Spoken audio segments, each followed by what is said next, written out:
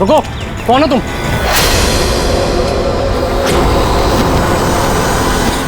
तुम नहीं नहीं, यहाँ तुम नहीं हो सकते। नहीं नहीं नहीं। ए रुक, अरे यहाँ आने की परमिशन नहीं है किसी को। वॉचमैन पकड़ो इसे।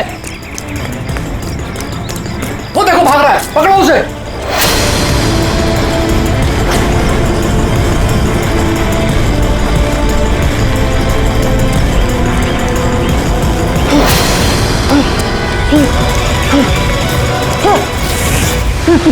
तुम यहाँ भी नहीं नहीं नहीं, तुम यहाँ नहीं हो सकते। नहीं नहीं।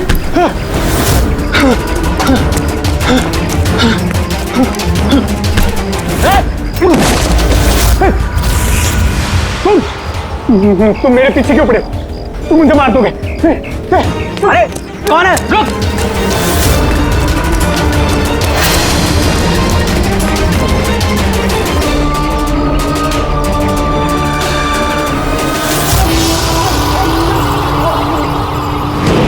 परेश, तुम कहाँ हो? मैं तुम्हारी मदद करने आया हूं। देखो, डरो नहीं, सामने आओ। मैं तुम्हें उससे बचा लूंगा। कुछ नहीं कर पाएगा वो तुम्हारा। सामने आओ परेश।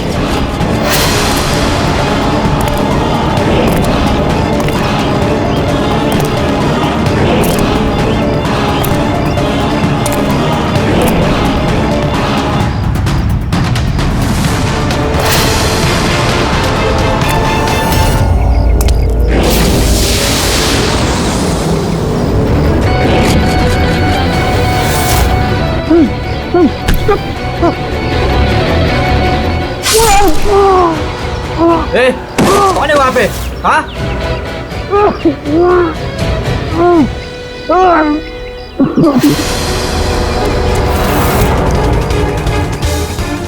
अरे क्या हुआ ये सब? अरे किसने किया? बोलो, बताओ। ठीक तो हो तुम? अरे बताओ किसने किया ये सब? इंस्पेक्टर दया।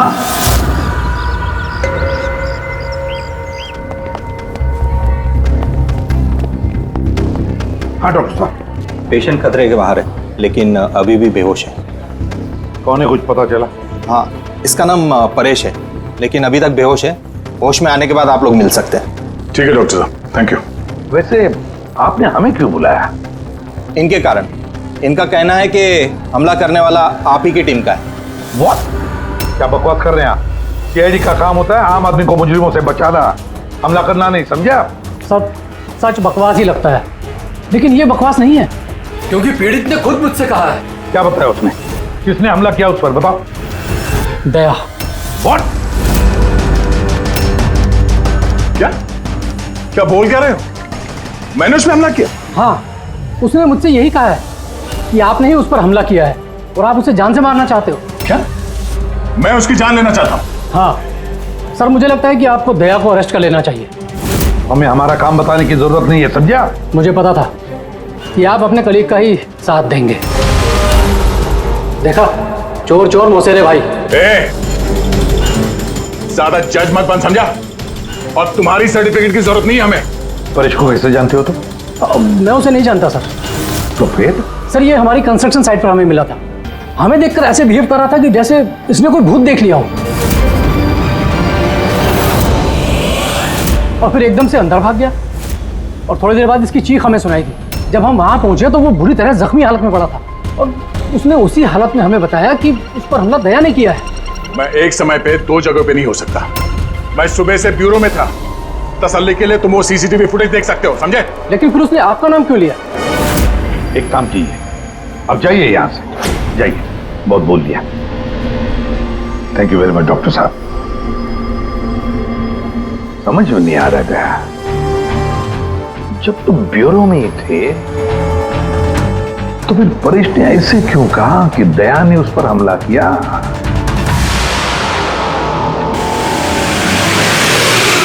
एक बात बताइए, जब आप लोगों ने यहाँ पे परेश को जख्मी हालत में देखा था तो उसके साथ में कोई था या किसी को आते जाते देखा हो?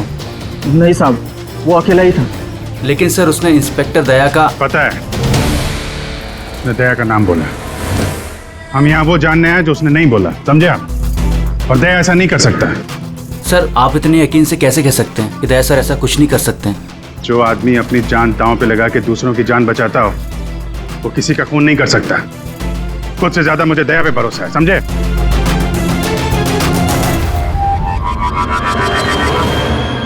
आसपास चेक करते हैं, शायद कोई सबूत मिल जाए।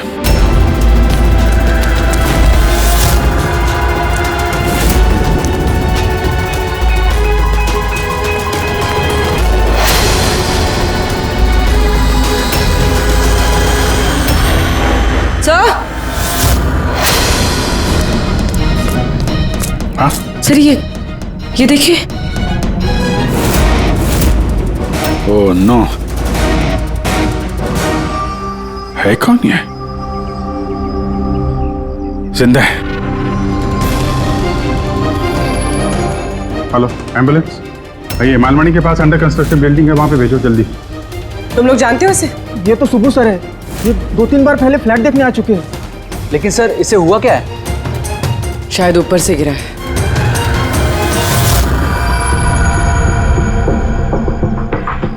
ऊपर से गिरा है या फिर गिराया गया है?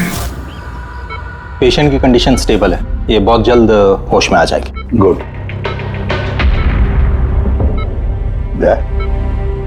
क्या हो गया? इसे तुम ऐसे क्यों देख रहे हो? जानते हो इसे? साहब, अभिजीत तुम यहाँ क्या कर रहे हो? जिस अंडर कंस्ट्रक्शन बिल्डिंग में इस परेश पे हमला हुआ है, वहां पे हमें एक और आदमी जख्मी हालत में मिला। और एक आदमी? कौन है वो? तो वॉचमैन बता रहा था उसका नाम सुबू है, वहां पे 2-3 बार आया था मकान देखने के लिए। उसके हाथ में से हमें ये कपड़े का टुकड़ा मिला है। अच्छा, छोड़ दो मुझे मत मारो, छोड़ दो मुझे, मत मारो मुझे, छोड़ दो मुझे। परेश, मैं इसे भी प्रद्युमन सीआईडी से। घबराओ मत, तुम्हें कोई कुछ नहीं करेगा, हम तुम्हारे साथ हैं। दया, दया छोड़ दो मुझे, दया छोड़ दो मुझे, मुझे मत मारो दया। परेश, दया तुम्हारे सामने खड़ा है, मैं इसे भी प्रद्युमन हूँ। दया, दया छोड़ दो मुझे, छोड़ दो मुझे। परेश, दया, दया तुम जाओ। दया तुम क्या चाहते हो मुझसे? दया छोड़ दो मुझे। परेश क्या बात कर रहे हो? दया, दया छोड़ दो मुझे, मुझे मत मारो दया। परेश, मैं दया नहीं, मैं अभिजीत हूँ। दया, दया जाओ यहाँ से, जाओ जाओ। अरे दया इधर है।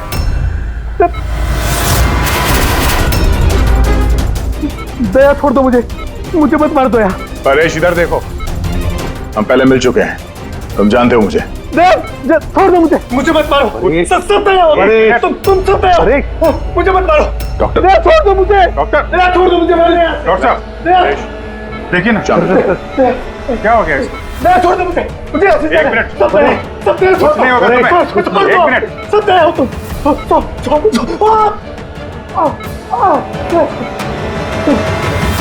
सब दया हो तुम सब दया हो, तुम सब दया हो।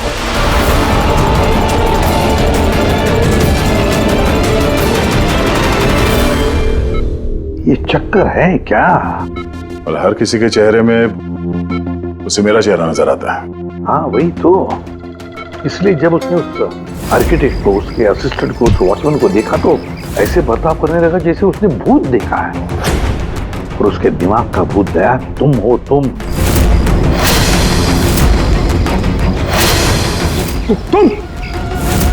और इसीलिए उसे लगता है कि तुमने उस पर हमला किया है, क्योंकि हमलावर में भी वो तुम्हें ही देख रहा होगा। तो मेरी समझ में ये बात नहीं आ रही सर कि मेरा ही चेहरा क्यों? दया, तुम कह रहे थे ना इसे तुम पहले से जानते हो। कैसे? सर लगभग 15 साल पहले मैंने इसे गिरफ्तार किया था सर। हाँ, और 2 साल पहले ये जेल से छूट गया, और पिछले 2 साल में अलग अलग केस में मैंने इसे 2 बार अरेस्ट किया सर। अभिजीत, ये परेश पुराना मेहमान है दया का। और परेश पे हमला किया किसने और क्यों?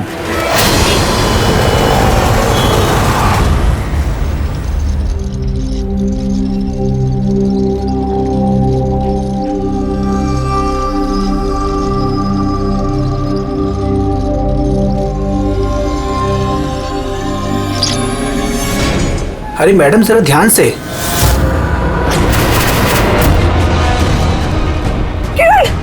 कौन किरण? मैं कोई किरण नहीं हूँ। अरे क्या कर रही मैडम, क्या कर रही हैं आप? आपको कुछ गलतफहमी हो रही है मैम।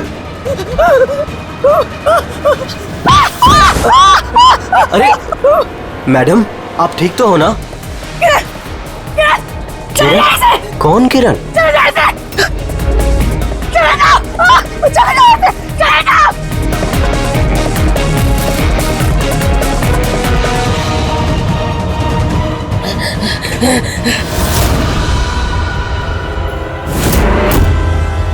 क्यों सुबह, कैसी तबीयत है तुम्हारी? सर पैर की हड्डी टूट गई है और बाकी इधर उधर थोड़ी सी चोटें लगी हैं। मुझे एक बात बताओ, क्या हुआ था उस दिन? हाँ? वो आदमी सीढ़ियों से भाग रहा था जब मैं उससे टकराया, और जब मैंने उसके हाथ में चाकू देखा तो मैंने शोर मचाया और उसे पकड़ने की कोशिश की, लेकिन तब उसने मुझे धक्का दे दिया और मैं नीचे गिर गया। उसके बाद सर कुछ याद नहीं। सुबह, तुम्हारे हाथ में से हमें वो जो एक कपड़े का टुकड़ा मिला था लाल कलर की चौकड़ी का, क्या वो उस आदमी की शर्ट का टुकड़ा था? जी सर, शर्ट पहना था उसने वो, और हाथापाई के दौरान शायद वो मेरे हाथ में आ गया था। अच्छा ये बताइए, उस आदमी का चेहरा देखा था? सब कुछ इतनी जल्दी में हुआ कि कुछ याद नहीं। ठीक है, अब तुम जाओ, अगर जरूरत पड़े तो हम तुमसे फिर मिलेंगे, ठीक है? Please, thank you sir. जाओ।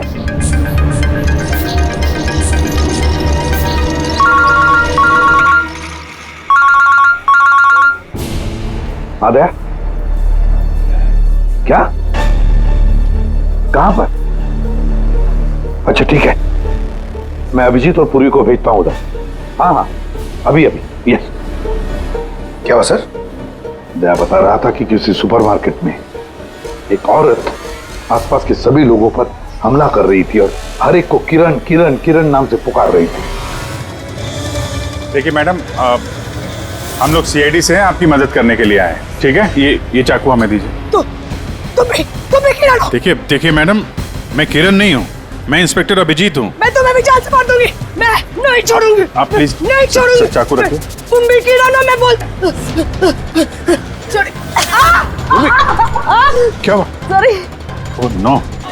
अरे क्या हो गया? ये औरत गिर कैसे गई? क्या हुआ? हटिए, आजा। एक्सक्यूज मी, हटिए, पीछे हटिए। एक मिनट पीछे आइए। हुआ क्या है इसको? मैडम सुनिए। क्या हुआ इसे? मैडम, सर ये तो मर चुकी है। क्या? इसके शरीर में टेट्राकोटॉक्सिन या ब्यूरारे नाम का जहर इंजेक्ट किया गया था, जिसकी एक बूंद भी जानलेवा हो सकती है। मगर ये जहर तो हमारे देश में आसानी से नहीं मिलता ना? सिर्फ उसे ही मिलता है जो बड़ा रिसर्च कर रहा हो। तो भगदड़ में किसी ने वो पॉइजन इसे इंजेक्ट कर दिया। मगर एक काम करो, इस हादसे के वक्त का जो सीसीटीवी फुटेज है ना, वो अच्छी तरह से चेक करो। खूनी की तस्वीर उसी में मिलेगी। सर। और सर, इस परेश का क्या? इसे हर जगह मैं ही क्यों दिखता हूँ? सालू के साहब, मुझे तो ये केमिकल की बहुत बड़ी गड़बड़ लग रही है। ठीक है फ्रेडी, बस ये वाकई किसी खास केमिकल की वजह से, क्योंकि मुझे इसके और परेश के दिमाग में एक अलग किस्म का केमिकल मिला है।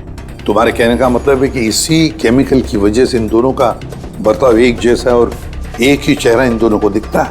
हाँ बस, और मैं इस केमिकल को और डिटेल में समझने की कोशिश कर रहा हूँ।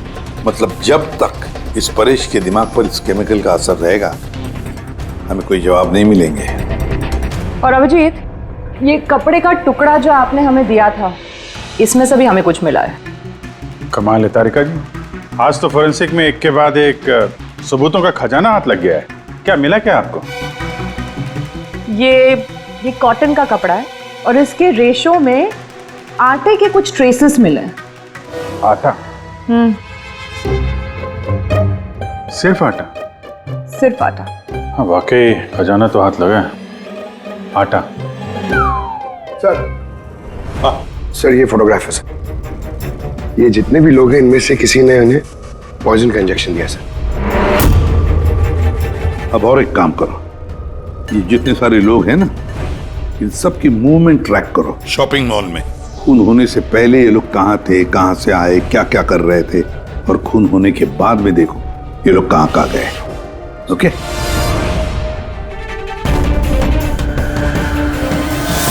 सर, मैंने इस औरत का बैकग्राउंड चेक किया। इसका नाम शिप्रा है। ये एक हाउसवाइफ थी। सर, परेश तो फिर भी एक मुजरिम है, उसकी कई दुश्मन हो सकते हैं, लेकिन इसकी किससे क्या दुश्मनी हो सकती है? वजह तो कुछ भी हो सकती है पूर्वी, लेकिन एक बात कॉमन है शिप्रा और परेश के बीच में, तुम दोनों के ब्रेन में वही केमिकल मिला है, तो उन दोनों का दुश्मन भी एक ही हो सकता है। इस किरण के बारे में क्या पता चला? सर, किरण शिप्रा का पति था और 2 साल पहले ही उसकी मौत हो चुकी थी। सर, किरण शिप्रा को काफी मारता पीटता भी था। कोई ना कोई बात तो है इस परेश और शिप्रा के बीच में, कोई कॉमन बात, जिसकी वजह से ये दोनों भी उस खूनी के निशाने पर आ गए। क्या हो सकती है वो कॉमन बात? क्या हो सकती है? सर, मैं परेश के पड़ोस में पिछले 5 साल से रहता हूँ, पर अजीब बात है सर, ना मैंने उसे कभी देखा, ना कभी मुलाकात हुई। और कोई नहीं है परिवार में उसके? सर, उसके पिताजी थे, जिनकी मौत तब हो गई थी जब वो जेल में था, और कोई नहीं है। सर, शिप्रा का हस्बैंड बहुत स्ट्रिक्ट था। वो उससे मिलना तो दूर, किसी से बात तक करने अलाउ नहीं करता था। इनफैक्ट वो तो उसको मारता पीटता भी था। सर, उसके हस्बैंड के डेथ के बाद ना मैंने बहुत कोशिश की कि मैं उससे बात करूं, उससे पूछूं, लेकिन उसने इंटरेस्ट नहीं रखा। अच्छा, उसका कोई करीबी दोस्त, कोई रिश्तेदार नहीं था क्या? सर, मुझे नहीं लगता कि होगा। अच्छा। शिप्रा और परेश दोनों की जिंदगी में एक बात कॉमन, दोनों जिंदगी में अकेले थे, ना कोई दोस्त, ना कोई रिश्तेदार। सर, दोनों में एक चीज कॉमन है। क्या?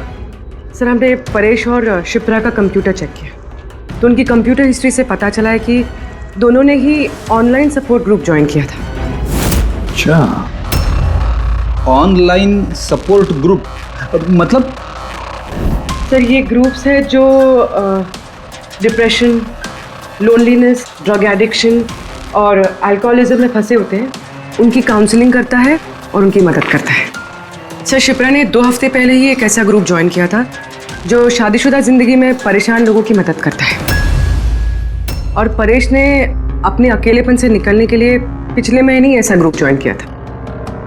अजीब इत्तेफाक है, दोनों ने ऑनलाइन ग्रुप ज्वाइन किया और दोनों को एक ही तरीके की परेशानी हुई। कुछ पता चला इस ग्रुप के बारे में? सर, हमारा साइबर एक्सपर्ट राज इस ग्रुप को ट्रेस करने की कोशिश कर रहा है, जल्दी कुछ पता चल जाएगा। सर, हाँ सर, शिप्रा का खून इसी आदमी ने किया। जिस वक्त उसका खून हुआ था, उस वक्त जितने भी लोग मौजूद थे, ये सबसे ज्यादा अजीब है सर। जिस वक्त अभिजीत सर और पूर्वी सुपरमार्केट पहुंचे थे, ठीक उसी वक्त ये आदमी वहां पहुंचा था सर, और भीड़ में घुस गया था, और जब शिप्रा की मौत हुई तो फटाफट वहां से भाग गया। रेडी, काम करो, हमारा डेटाबेस चेक करो, शायद इसके बारे में कुछ पता चले, कोई लीड मिल जाए। इसका मतलब है सर, ये खूनी सुपरमार्केट में कुछ खरीदने नहीं बल्कि शिप्रा को मारने के लिए आया था।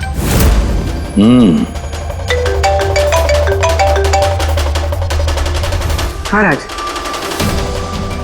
ओके, ठीक है, तो तुम मुझे एड्रेस SMS कर दो। Thank you. Sir, cyber expert Raj का फोन था, उसका कहना है कि ये दोनों ग्रुप्स एक ही IP एड्रेस से बनाए गए हैं। एक ही कंप्यूटर से? हाँ सर। IP का एड्रेस मिला है? हाँ सर, अंधेरी में एक प्रिंटिंग शॉप है, ये दोनों ग्रुप्स वहीं से बनाए गए हैं। बस, तो फिर अभिजीत, तुम और पूर्वी जाओ वहां पर और देखो कौन है इस सबके पीछे और उसका क्या कनेक्शन है। सर, क्या सोच रहे होते हैं? सर, नहीं, पंकज ने अभी बताया कि वो खूनी शिप्रा को मारने के इरादे से ही आया था। तो फिर सर, उसे पता कैसे चला कि शिप्रा वहाँ सुपरमार्केट में है और वो लोगों पे हमला कर रही है? वो शिप्रा को फॉलो कर रहा होगा सर। अगर फॉलो कर रहा था तो अभिजीत और पूर्वी के वहां सुपरमार्केट में पहुंचने से पहले वो मार के निकल जाता, बाद में नहीं मारता उसे। अभिजीत को सुपरमार्केट पहुंचने में 20 मिनट लगे और खूनी को भी वहां पहुंचने में 20 मिनट लगे, तो इसका मतलब है दोनों को भी खबर एक ही वक्त पहुंची थी। तो कहीं ऐसा तो नहीं कि इंफॉर्मेशन खूनी को हमसे ही गई हो? हमारे यहां से इंफॉर्मेशन? हाँ, हो सकता है। क्या कहीं ऐसा तो नहीं कि जब हम परेश को देखने गए थे हॉस्पिटल में, उस वक्त खूनी वहां पर मौजूद था और उसने मेरी बातें सुन ली हो? खूनी हॉस्पिटल में कर क्या रहा था? क्या परेश खूनी के हाथों पहले तो बच गया था। हो सकता है खूनी अपना अधूरा काम पूरा करने हॉस्पिटल आया था, परेश को खत्म करना चाहता था इसलिए।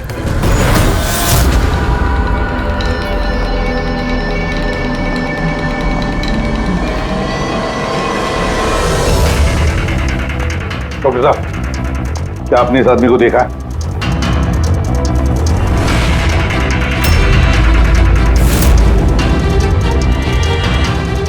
भाई साहब, ये आदमी को देखिए जरा, इस हॉस्पिटल में इसको देखा है कहीं? हाँ हाँ, इसको तो मैंने देखा है। कहाँ देखा है? वहाँ वेटिंग रूम में।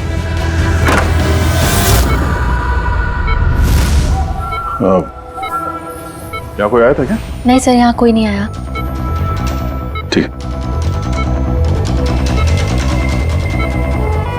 हाँ दया सर, परेश तो ठीक है पर वो खूनी अभी तक दिखा नहीं। कहीं तो छुप कर बैठा ही है दया, सही वक्त का इंतजार कर रहा है। वेटिंग रूम में भी चेक किया सर, वहां भी कोई नहीं है। तो यही पता है, पर कहाँ छुप कर बैठा है ये?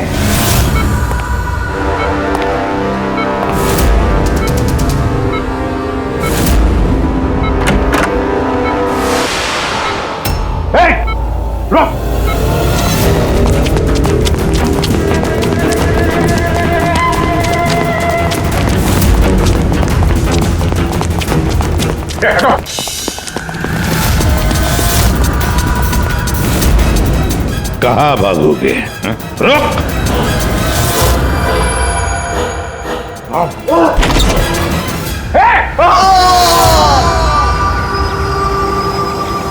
My God.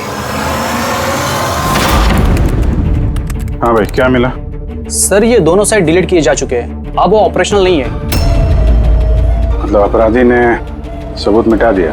जी सर, पर सर कुछ इंटरेस्टिंग चीजें मेरे हाथ लगी है। क्या? ये देखिए सर, इसी आईपी एड्रेस से, इसी कंप्यूटर से उस तरीके के 6 और ऑनलाइन सपोर्ट ग्रुप बनाए गए हैं। तो लोगों को फंसाने के लिए ऐसे कई ग्रुप बनाए गए हैं? बिल्कुल सर। सर, बाकी ग्रुप डिटेल में चेक कर लेता हूँ। मतलब सर, परेश और शिप्रा के अलावा और भी कई लोग हैं जिन्हें इन लोगों ने फंसाया है। मगर सर, मकसद क्या हो सकता है इस तरह से साइट बना के लोगों को टारगेट करने का? वही केमिकल से रिलेटेड कुछ होगा। ये कुछ मिला रजिस्टर में? हाँ सर। सर, पिछले 3 महीनों में 85 लोगों ने एक कंप्यूटर यूज किया है। सबकी डिटेल्स चेक करनी पड़ेगी। ठीक है सर, ये देखिए, 6 में से 5 ग्रुप डिलीट किए जा चुके हैं, लेकिन अभी भी एक सपोर्ट ग्रुप एक्टिव है और अभी भी उसे कोई ऑपरेट कर रहा है। Enhancing the life of lonely people, मतलब साफ है, ग्रुप बनाया जाता है, तना लोगों को फंसाया जाता है और बाद में ग्रुप डिलीट। तब उन्हें एक और शिकार की जरूरत है। एक आइडिया है पूर्वी? कुछ पता चला इस आदमी के बारे में? फिलहाल तो कुछ नहीं। वॉलेट के अलावा इसके पास कुछ भी नहीं मिला है, मोबाइल फोन तक नहीं। तो हमारे पास कोई सुराग नहीं है। दया, ये केस दिखता उतना सिंपल नहीं है, बहुत बड़ा षड्यंत्र है ही है। कई सारे लोग इसमें इन्वॉल्व हैं। ये तो इस खेल का मोहरा लग रहा है सर, वो भी भाड़े का। और इस केस का मास्टरमाइंड अभी भी आजाद घूम रहा है, अपने नए शिकार की तलाश में होगा। जल्द से जल्द ढूंढना होगा सर इसे। हाँ पंकज, आराम से। बस खड़े। ये क्या ही था उनके? सर, आप ये क्या खेल खेल रहे हैं पंकज के साथ? नहीं नहीं, ये कोई खेल नहीं है। बस मैंने बताया था ना, ये केस बहुत ही पेचीदा है, बड़ा कॉम्प्लेक्स है। याद है ना मैंने बताया था उस परेश के और उस शिप्रा के दिमाग में मुझे एक अलग तरीके का केमिकल मिला था। हाँ, मैंने उस केमिकल को रिप्लिकेट किया और इस पंकज के शरीर में इंजेक्ट कर दिया। व्हाट? तू पागल हो गया शाहरुख है? अगर इसे कुछ हो गया तो? अरे कुछ नहीं होगा यार, बिलीव मी, मैं पागल हूं क्या?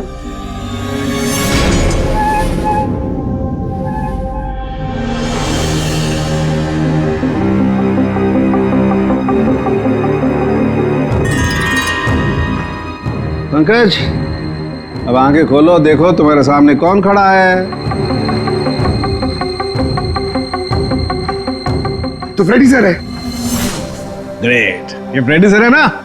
अब इस तरफ देखो पंकज, यहां कौन खड़ा है?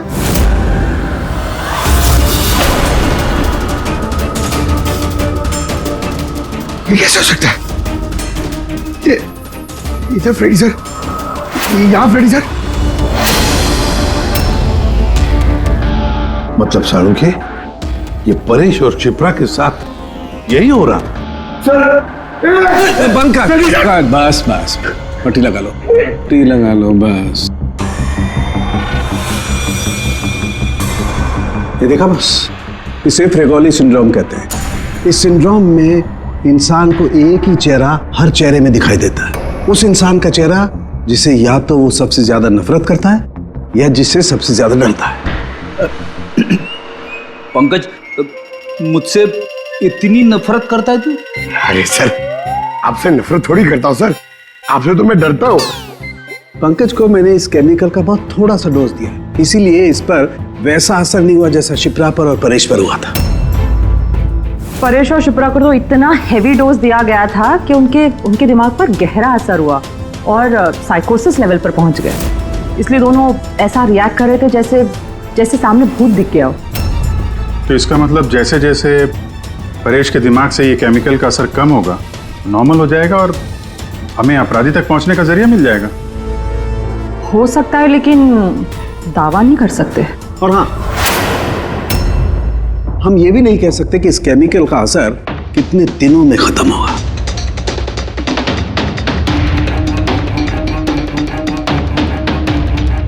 अगर हम परेश के ठीक होने का इंतजार करेंगे तो बहुत देर हो जाएगी।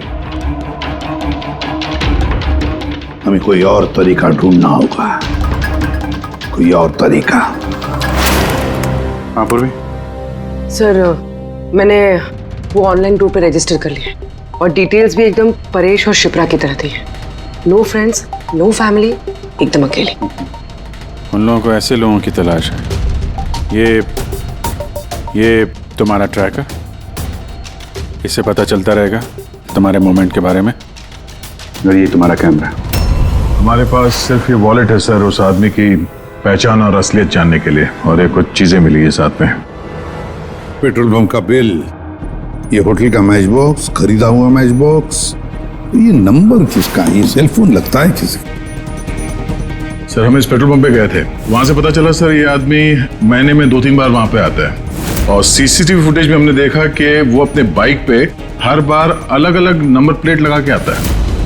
हाँ, और पेमेंट कैश में करता है। और सर, ये मैच बॉक्स जिस होटल का है वहां पे भी हमने पूछताछ की। वो आदमी महीने में 5-6 दफा खाना खाने आता है और पेमेंट भी कैश से करता है। सर ये नंबर के बारे में आप पूछ रहे थे सर, ये बार में एक लड़की है जो काम करती है, उसका है। वो कह रही थी कि उस आदमी का नाम अशोक है और 1-2 बार उनसे बात हुई है, फिर वो गायब हो गया सर। मतलब हमारे पास इस अशोक के बारे में सिर्फ इतनी इंफॉर्मेशन है। एक काम करते हैं, ये सारी जो लोकेशंस है ना, पेट्रोल पंप, बार और ये होटल, देखते हैं कहाँ कहाँ पर है। जरा मैप दिखाओ।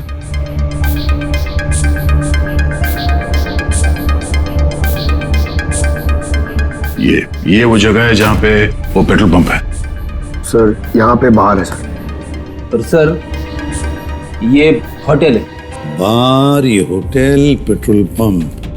दया सर, ऐसे नहीं लगता तुम्हें? देखो ना, ये सारे के सारे लोकेशंस 1 किलोमीटर के दायरे में है यहाँ से। हो सकता है सर उसका घर या ऑफिस इस जगह के आसपास ही कहीं। Are you ready? I'm ready. चल चल। हाँ सर मैं रेडी। अरे वाह, बहुत अच्छा गेटअप है। इसके घर का क्या किया? सर पूर्वी के लिए भाड़े पे 1 हफ्ते के लिए घर लिया। आई मीन अल्पा के लिए। अल्पा, ठीक है, गुड। लेकिन पूर्वी चौकन्ना रहना, उनका पहला कदम क्या होगा हमें पता नहीं है। Yes. Good luck. Thank you sir. अब एक काम करते हैं, इस 1 किलोमीटर के दायरे में इस अशोक का फोटोग्राफ दिखाते हैं, सबको दिखाते हैं, शायद कोई निकले जो इसको जानता हूं।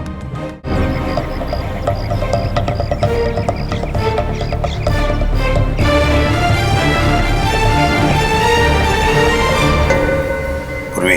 हाँ सर। चौकन्ना रहना। सर यहाँ पे तो सब ठीक है।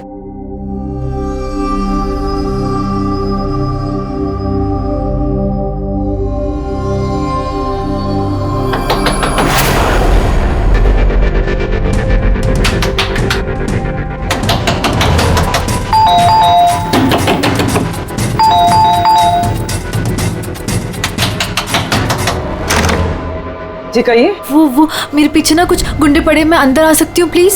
1 मिनट।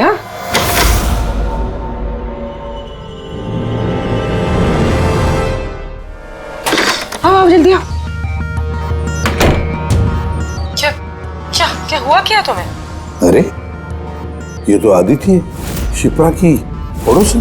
वो एक्चुअली मेरे पीछे कुछ गुंडे पड़ गए थे, मुझे समझ नहीं आ रहा था, इसलिए मैं आपके घर आ गई। कोई बात नहीं। Thank you miss. अल्पा। और तुम? अदिति। बैठो। अब प्लीज मुझे 1 गिलास पानी देंगे प्लीज? अभी लाती हूँ।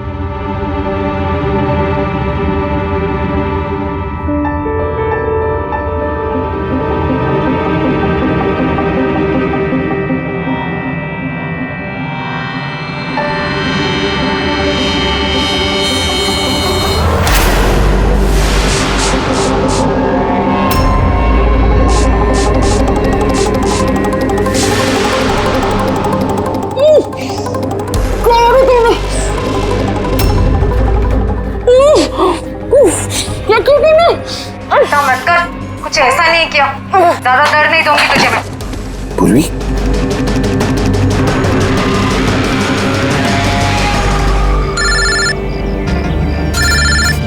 हाँ सर। क्या शिप्रा की पड़ोसन अदिति? सर मैं फौरन वहां पहुंचता हूं। नहीं सर, अब अशोक का भी पता नहीं चला। ये सर। सब कुछ प्लान के मुताबिक तो चल रहा है। अब देखते हैं आदित्य पूर्वी को कहां लेकर जा रही है।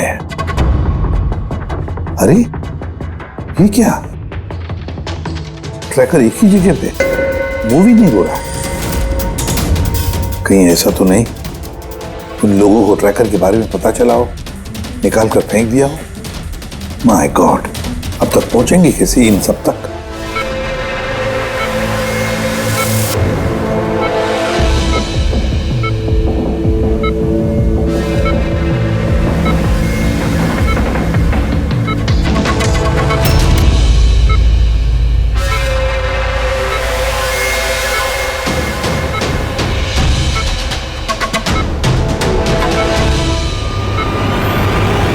चलो तुम्हारे दवा का वक्त हो गया है, अब अच्छे बच्चे की तरह दवा लो और तुम बिल्कुल भी टेंशन मत लेना, तुम्हें ज्यादा दर्द नहीं दूंगी। कौन हो तुम? छोड़ो मुझे, छोड़ो मुझे। चिंता मत करो, मैं तुम्हें दर्द नहीं दूंगी। छोड़ो मुझे।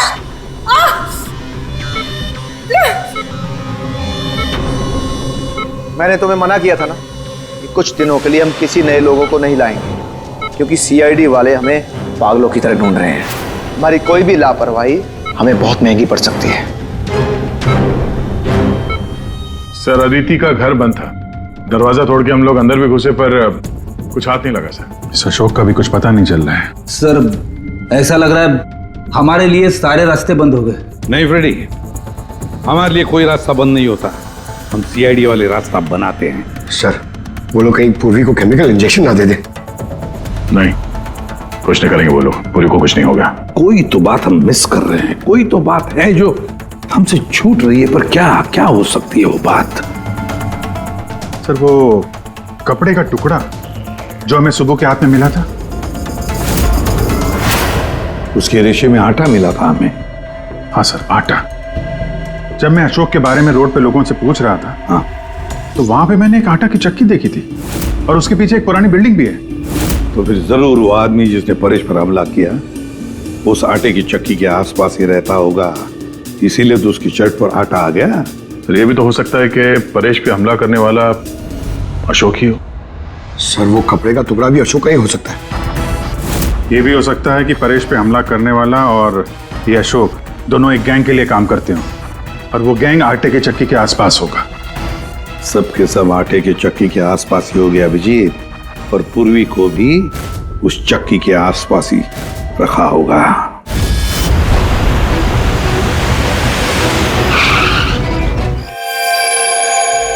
कोई अपने जगह से नहीं लेगा, कोई भी नहीं। पूर्वी कहाँ है? अदिति, पूर्वी कहाँ है?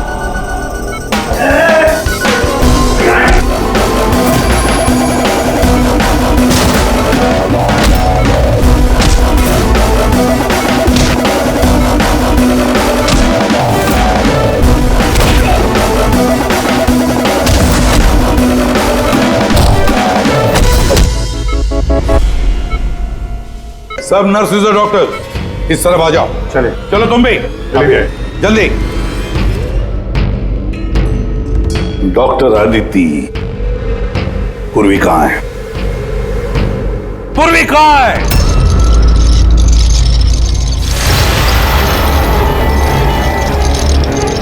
तुम्हारी पूर्वी मेरे पास है एसीपी।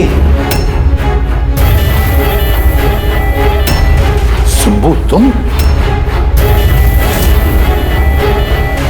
हाँ मैं, जिसे तुम लोग यहां वहां खोज रहे थे ना, वो तुम लोगों के साथ ही था। मुझे देखकर अफसोस तो हो ही रहा होगा ना।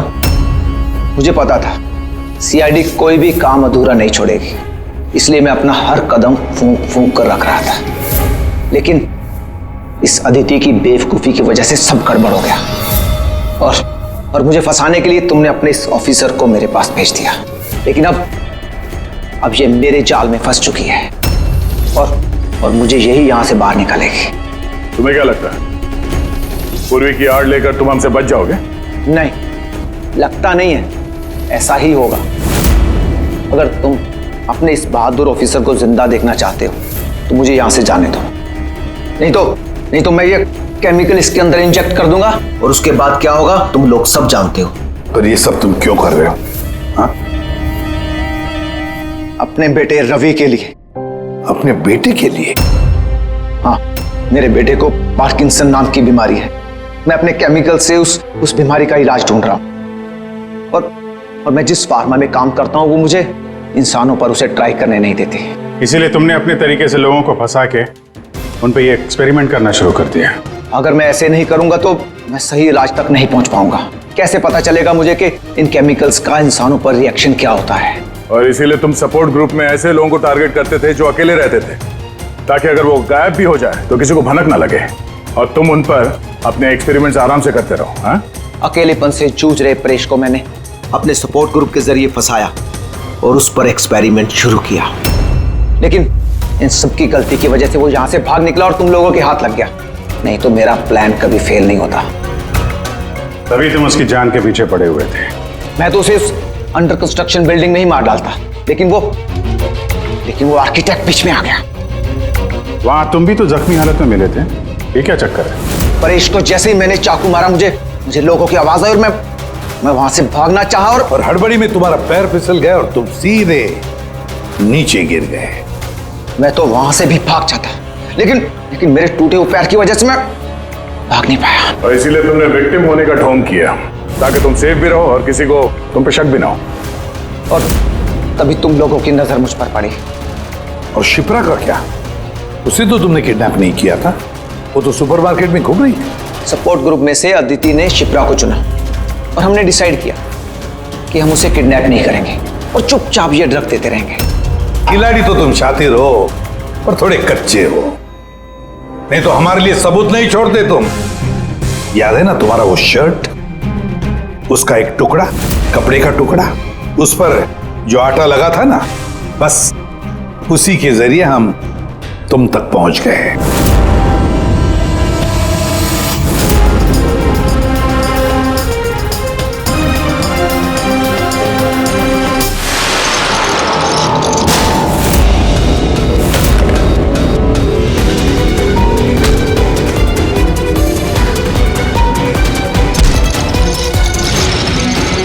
पूर्वी,